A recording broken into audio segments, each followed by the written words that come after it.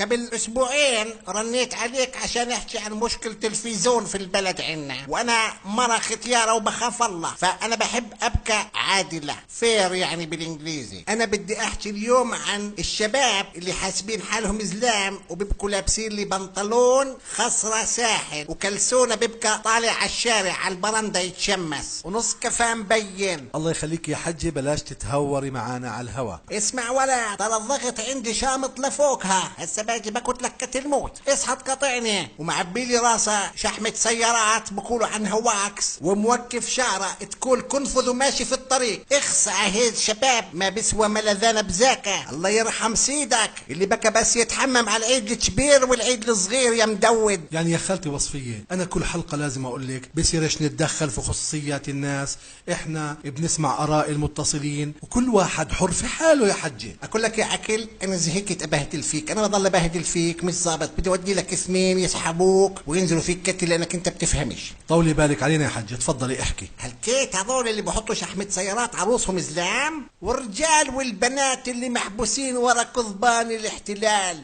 البنات بنات الرجال هذول اللي صلهم اكثر من 70 يوم على المية والملح عشان حريتهم وكرامتهم ووطنهم، هذول هم رجال. الله يحيي البطون اللي جابتكم يا خالتي، اصمدوا واحنا معكم، انتوا زلام البلد، انتوا رجال البلد. مزبوط يا حجة، واحنا في برنامج على الهوا بنرسل تحياتنا وحبنا وتضامننا مع اخواننا واسرانا البواسل في سجون الاحتلال. هذا الحكي الصح يا عكل، هذول زلام. وانا بقول هذول اولاد الواكس اولاد شحمة السيارات، انا من بكره بدي اقعد على المنارة والله يجعلني اسقط واحد فيكم يا اولاد الواكس. صدقني الا ارفش في نص بطنك اخلي مصارينك يبظين بظ وانت عارف من وين. شكرا لك يا حجة وصفية، وان شاء الله انه الكل بكون سمع وجهة نظرك ووصلت رسالتك. ولا اي هو كت الجنادب وعد رواح ويحسبوا علينا اولاد الواكس زلام؟ لا يا حبيبي ما بدنا هير زلام.